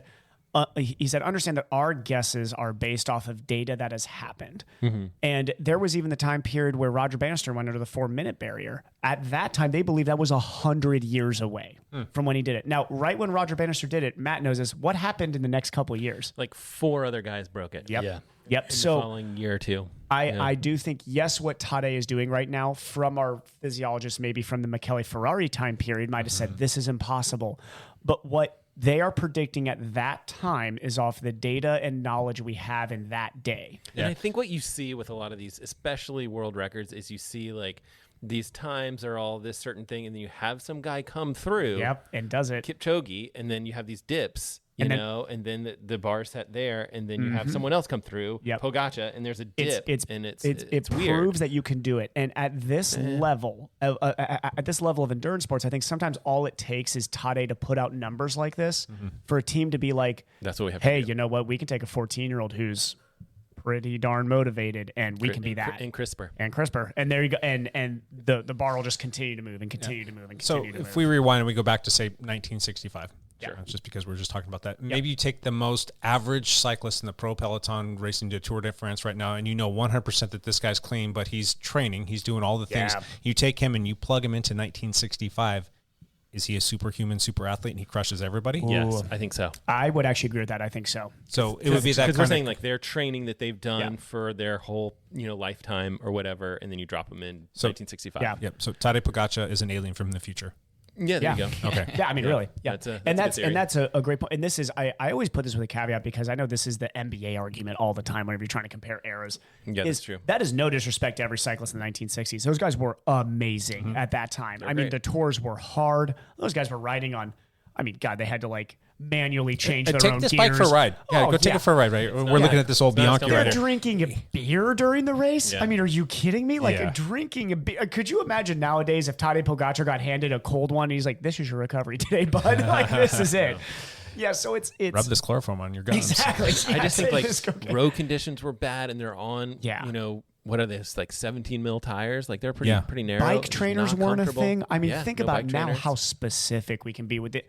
Like They didn't have Zwift. Bob how they gonna- Youngle's How do they live? physiology. How do they live like that? Bob Youngle's physiology would be an alien in 1965. He would hit that climb at 140 pounds and just blow the legs off of every single guy there. It And would not be just crazy. the athlete, but look at the gear that they're using Yeah, too. the gear, the nutrition, the everything. It's pretty. And could nuts. you So- imagine taking the him on gear the would be bike different. and the nutrition I know, he's on I was- right now in I was 1965? thinking Like, about my God, about the yeah. equation. Put them on like a little lower PSI because they were probably riding like 120 PSI at that probably time were. up those climbs on Yeah. 18 mil. They're like, this is good. We got bike computer and a They're all power meter carrying and their electronic tires shifting. Yeah, he's like pacing Heart rate himself up the monitor. climb. Yeah. Yeah, by the end, he's got a 20-minute lead going on. I think he'd be comfortable in those packs. Oh, he would be well under LT1 in those packs, that is for sure. But yeah, I agree. That's so every single time we see a prediction or make, so let's say Michele Ferrari believed, and correct me if I'm wrong, I think it was he believed that anything over 7 watts per kilo is don't be suspicious. There's going to come a time where with the training and the youth programs coming through, that in theory, clean-ish could you can achieve 7 watts per kilo. We can still be suspicious, though, right? I will always be suspicious, Okay. but yes. All right. Because I'm highly suspicious of these athletes. Yeah. It's okay to CRISPR. question it though. CRISPR. It's okay to ask these questions. I mean, Yeah, I think that's we fair. should be asking these questions. We should have him under a microscope. Endurance sports is so different than when you talk about doping as an endurance athlete fan. Like we're all like lifelong endurance athlete fans. Yeah. It's part of the sport, and the problem is in ball sports. It's different. The question of doping is almost like an honor thing. It's like, how dare you take steroids? Like that's against like the honor of America in baseball. McGuire, Sosa. Oh my gosh. And it's like, it's different in endurance sports because in baseball, you are never pushed to your physiological max ever. And I treat baseball players and I will get argued. What about soccer? No. Come on, God, no. Never in soccer. Come on, you're a soccer player. You didn't push hard? I'm not going to defend in soccer. You no, sprint. those guys are, no. You sprint. They your max. They get super tired during soccer. Don't get me wrong, but I know plenty of soccer players that as soon as they try to distance run in any way, they're like, "Wow, this is what actually pushing feels like." Yeah, it's a different world. Same thing in football. Same thing in basketball. Not to take away, those are incredibly skill based and difficult sports. Football is basically getting in a car accident over and over again.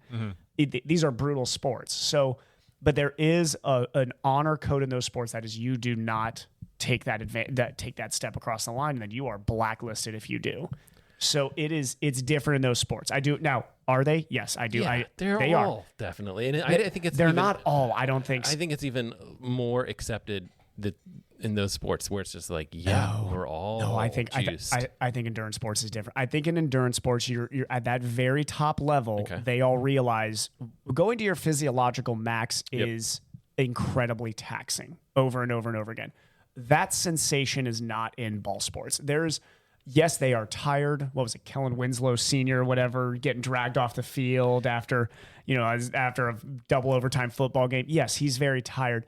He is not Vingegaard at the end of that climb where he cannot move. Yeah, it's different muscles. It's different endurance muscle fibers. It's endurance sports is designed. In football, you really shouldn't be pushing to your max over and over again because you have to be able to produce for an entire game. You have to recover and go again. And recover. Well, it's not the way the sport's designed. Literally, cycling is designed to where you might die at the end of this race. You literally empty the tank. Yeah, this is like you will get everything out of you. That is the sport. Okay, so this is very endurance focused. You don't think, if we flip the coin a little bit, you don't think something like HGH would help football players? Oh, no, it does. Absolutely. But I'm saying there's a different mindset in that sport to where once you cross that line, I think it's a much harder blacklist within the actual elite community. You think someone gets blacklisted for using HGH in football? Yes, Whereas, I think so. you don't think the team trainers are like, no, you need to be on this? I think there are some teams that probably cross that line. I don't think the grand majority of the NFL is. I'm sure somebody listening to being like, Evan doesn't know what he's talking about there. But I do. I do love looking at doping in different sports. I do love looking at this. I know in soccer you get because there have been doping positives in soccer before, and it is not good. Oh, it is like you're in trouble. Same thing in the NBA. NBA gets very. I have a friend of mine who is a physical therapist in the NBA, and I actually asked him this question before, and he told me he's like, as far as I know on our team, 0. He's like, that would be. He knows the doctor personally, like the actual team doctor. We know a ton of doctors for the Trailblazers, right? I mean, that's not a thing in the NBA, at least from what he knows with the team he is on. Interesting. Names or anything like that. Suspicious. Interesting. I don't trust anyone. So Tade, clean? Oh man, is CRISPR clean? I don't know. Is CRISPR not clean? CRISPR, it's not against the rules. is there a rule? Is there a rule in UCI that you can't genetically? People might not know what CRISPR means. Yeah. It's like how they can gene manipulation. So basically, I think that they use a virus that goes and adjusts your genes, your actual DNA. I'm not a geneticist, so I don't know the specifics. So it's genetic manipulation. Yes. Yeah. I'm going to say yes. I think Tadej Pogacar is clean. I think so too. By the rules. I believe Tadej Pogacar, by the current UCI rules in the year 2022, I believe Tadej Pogacar is clean. There's probably some fringe stuff out there that we don't know that could technically be walking that ethical line that they're probably using. There definitely is, yeah. But again, xenon gas. What's that? Yeah, xenon gas. Xenon, thank you. I think they actually, I think it's on the ban list now. They banned that one. Yeah. Gotcha. Just eats a ton of beets. Are beets big in Slovakia? So many beets. They're so big. Slovenia. In but Slovenia. yeah, Sorry, probably big in Slovakia too. Peter, takes those. Sorry, Yeah. I got corrected on the Slovakia thing from our friend David Barna. He's Barna would get on he's you for over that? there Yeah. right now. Yeah, I so was gonna say he's from he is- Hungary, but he's yeah. always kind of schooling me on all The that stuff. same area. He has great knowledge of European geography, I'm sure. He Yeah. sure does. Yeah. I would hope so. He's from there. Yeah. So, all right. Well, going forward, any hot takes on the tour going forward in this next week? So, We've got a lot of climbing coming up, MVP boys. drops out. I'll take a hotter take. MVP will win a stage in this year's Tour de France. So actually, the real climbing finally starts this week. But there are a couple moving stages still, and I think there MVP is. will win a moving stage day stage I this year. think it's going to be a real moving stage. I think there might be some real sprinters left. Another hot take is Bog Youngles will not finish the Tour de France. Ooh. Yep. No, I truly believe that. Bog Will Youngles some of the will bigger not teams finish. work with each other to help neutralize? No. Tade? Yep. They're going to do the same thing they're doing right now. I agree. No, because as we talked about, should they? Yes. Will they? No. Who will it benefit? It'll benefit Ineos, Yes. which is already very strong. So is Jumbo. Jumbo's good, yeah. And Jumbo has Sepp Kuss hasn't even worked yet. He's this week. Yeah. Hey, over here. His job starts Oh, it's this my week. job. I got a job. I'm pretty sure all the teams know, though, deep down, that Vingegaard's the only guy who can go with Tade. Yeah. So what everybody's fighting for is second and third. They know Ineos knows that deep down. Ineos knows that G is not going to beat Tadej Pogacar in this tour. Or Vingegaard. Don't you think? No, I Like, agree. they're So not really, going, Ineos they're, is they're not battling going for second. third. Everyone They're wants going that for third spot. Yeah, exactly. And it's Ineos. So why would Like, Ineos work with Jumbo Visma when they know you already got second place locked up? I'm not trying to work with your guy who's going to destroy G on some last climb. That's one of these days. G's getting dropped by Vingegaard and Tadej, of course. Yeah, on some of these big long climbs. yeah. Of So course he's going this to. week, we're recording on Monday. Tuesday is a hilly stage. Yep. A bunch of 2s and 3s. Let's go MVP. I like this one for you. This is right up. This is right up his- Wednesday is a mountain stage. If There- MVP wins, can I quit the podcast for 2 days just as a retirement thing? Just be like, I'll go out on top with Is an Wednesday MVP. on too? No, We'll buy you a so ghost. That's I'll go Thursday. Brett Favre retirement here. Wednesday is this week. Wednesday there's 2 HC climbs, the Galibier and the yes. Col du Granon. Yes. That'll be a big one. That's That Wednesday. day's insane. Thursday It's Mont Ventoux. is not Ventoux. What? Oh, It's they're the saving- Galibier again from the other direction. Jeez. man. And then it's the Col de la Croix de Fer. Yeah, and then Alpe d'Huez. 3 HC climbs on Thursday. Thursday is also Thursday's the day. That's the Queen stage. it's the day. It's also Bastille Day.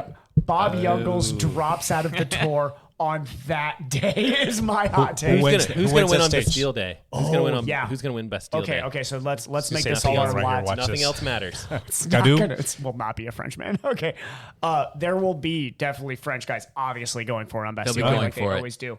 I'm gonna say this is such a boring take, but this Pogacar is going to destroy that stage. I was going to say the He's same going thing. to. What if you put in like 2 or 3 minutes? Vingegaard will try to go with Minutes him on and somebody. only drop at the end. Vingegaard will probably lose like a minute maybe on him at most. Everybody else will be fighting for second and third the rest So of the tour. if it were just Vingegaard and Pogacar to go head to head on that stage, Yep. no other teams around. Yep. Who wins by how much? Pogacar by a minute. By only a minute, huh? By only a minute though. I'd say and it's even- going to be at the very. It's would going to be say the even last more like than that. 3-4K, I think. So Alpe d'Huez, it's 14 kilometers. It's a long day. 8%. It's lots of switchbacks. It's a long ways. And it does actually favor more of a climber like Vingegaard because if you think of who holds the records up, that's Marco Pantani. Now, Marco Pantani was known as a spicy climber. You know, he would attack, settle, attack, settle, attack, settle because that's how that climb kind of develops. It's flat on the straight, not flat. It calms down the straightaways, spikes up on the turns. Yeah. Correct? Yep. Okay, and this is so. And then you you're- hit the village and it flattens a little bit before it kicks up again for the Yeah. finish. So Vingegaard will be able to stay with him for a while, but those repetitive blasts of the legs are going to. He's going to pay. did they at some make that point. after that thing on Zwift, Alpe to Zwift? Is that what they made that? Is that what they? I how they think in created that? theory, but the problem with the Alpe to Swift is that it's very steep in the middle It's sections. It's kind of the opposite too. and the then it turns are- flattens at the turns, but I don't Yeah. think that's how Alpe d'Huez actually goes. Yeah. Being somebody who has not climbed Alpe d'Huez. The I don't other know. Anybody who thing has is, can I think it'll be a very important to see who gets to the base of the climb. I think it'll be because there's two huge climbs before that. I think it'll be a very whittled down peloton. will.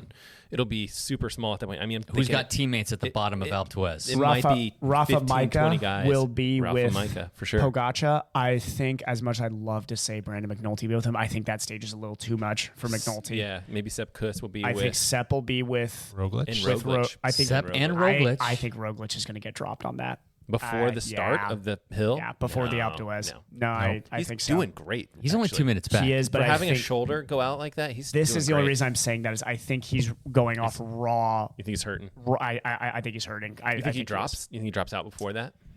If he's hurting bad enough. No, I think he'll make it to that stage. I just don't think he'll have the juice. Okay. Yeah. He's only 2 minutes down on the leaders. I could be 100% wrong, Roglic. and Roglic could win that stage, but I think he will not be with the whittled down peloton at the base of the Alpe d'Huez in that stage. Wow. Disagree. Bold move. Bold Bold statement. I like it. Roglic goes on to win the tour. Brandon McNulty wins that stage. McNulty wins the stage. I would be Pino's like- a I'd be close so second pumped. and makes his way to the podium. Yes. Well, that ought to be interesting and a fun one to watch. That's going to be. Is that We the should have, toughest stage of the modern era?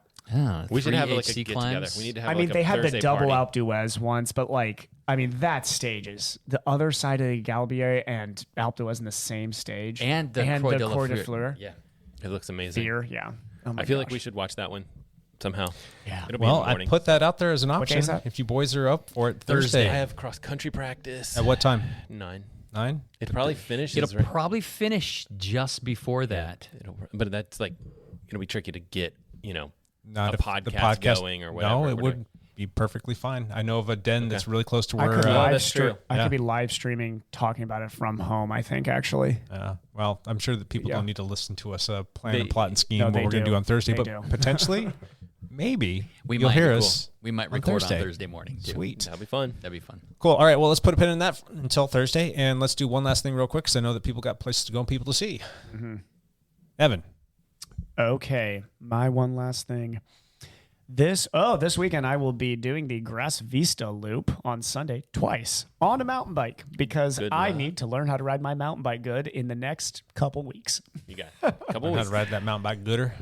Are you just going to all ride the good. gravel roads or are you going to ride the single track? Ed wanted us to ride the single track, but I think David wants to keep it as a 2-loop gravel so that me and him can actually refuel at one point because then I'm going to be in like 75 miles with a lot of like gravel in that. So it's going to be like a 6-hour day for us. And David, I think, wants to get his nutrition pattern down. Yeah. So we're probably going to do 4,000 that. feet per loop.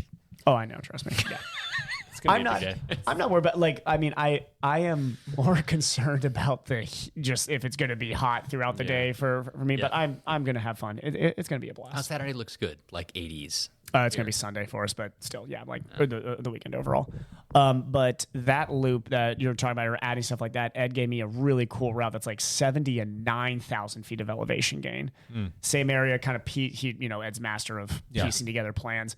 That is one I actually want to do definitely this summer or spring or fall though. So anybody who is wanting to join on that would be fun. Sweet. Ed has the route. I would almost want Ed to post up the route. Maybe we could 70 say like miles and 9,000 feet of climbing? 9,000 feet, I think. I need to look back at Ed's route. Wow. Ed, correct me if I'm wrong. But lot. yeah.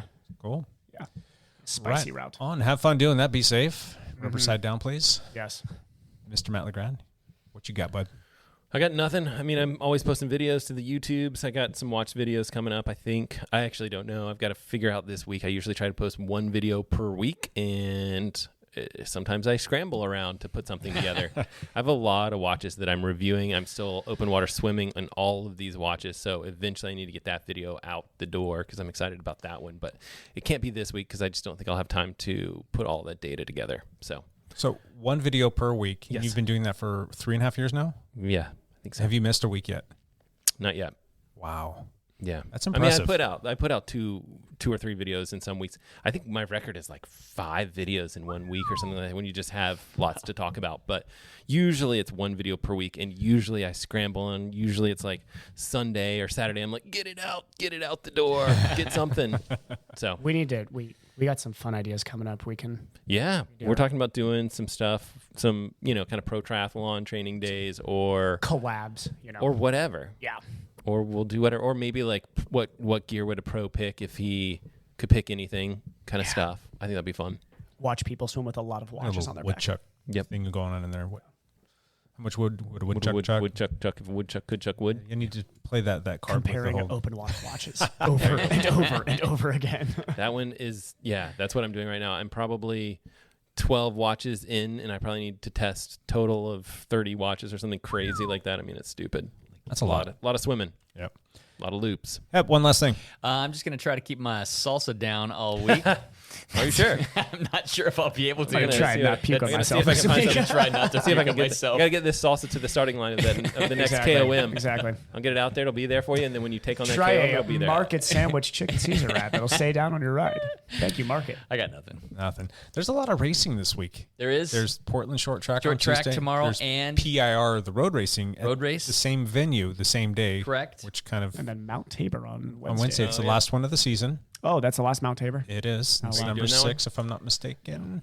Saturday, there cannot is make it from the the clinic High there. Cascades 100, yep. which is a 100-mile mountain bike race. I don't know why you're not doing that to prep for Last closer. kid, man, I don't know. This wasn't my idea. It's in Bend. You could have gone to Bend instead of going all the way to Telluride. Yeah, kid, are you listening to this right now? Why aren't we going to The High bed? Cascades 100 is this Saturday. Also, the Ochoco gravel race. It's a 2-stage gravel race. That happens this weekend in the Prineville, Oregon area. So there's a bunch of racing happening. Y this Racing has their Hag Lake Triathlon this weekend. Oh, yeah. They do. That's right. And then have I the know Chris Xterra. is going to be so mad at me. I'm not able to make Hag Lake this year. I'm sorry. I have to be able to do this right. And also, my extra one last thing.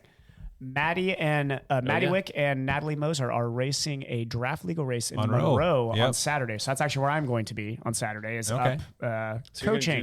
gonna do that on Saturday and then ride long on Sunday here. Yes, I will be going up and hanging out with my brother and doing a run with Ari on Saturday. Nico's going to kayak while we swim, actually, I think. Oh, cool. And then I will drive back down here Saturday evening and then do the ride on Sunday. Sweet. Cool. That's So- why I'm not a Hag Lake Chris. I'm sorry. Who's going to do any of these races this week with me? With you? I'm going to do it. Let's I'm Hag at least Lake. doing. Hag Lake What Triathlon. should Jake do? Hag Lake Hag Lake Triathlon. Triathlon. Jake's no. going to do short track, Short track? Okay. and I'm toying with the idea of going out to Mount Tabor. Toying with it. Yeah, you should. I think you should do Tabor, yeah. It's the last one. I've never done Tabor do Tabor. before. My Do vote, Tabor. Hag Lake Triathlon. I won't be here. Oh, So sorry. you going camping? Oh, yeah, you're going camping. I'm going this weekend, camping. aren't Yeah. you? Good, Going good, to good. Timothy Lake. I actually that's a saw pretty that lake. in Training Peaks this morning, so I knew where Jake was going. Mr. Deadlick is going to be down there as well. Yep, He's exactly. already cooked up He a is, couple yeah. routes for us, so that should be a lot of fun. And Yep. trying to convince Lance to maybe come down as well. I'm trying to make that happen too. That would be awesome. Yeah. Oh, that would be I fun. Go spend talked a talked day or with my two. wife last night, and we seem to think that we can make another van fit in the 2 spots that we have. So Cool. 2 campsites and. All right, that's it for one last thing. We will be back maybe Thursday, maybe next week. Who knows? But if you just pay attention to your phone and look for that little notification, you'll see that something comes up. Subscribe. Like and subscribe. Like, subscribe, and hit the notification bell so you know. Smash that subscribe button. So we do appreciate y'all listening. We'll be back soon. Until then, bye for now.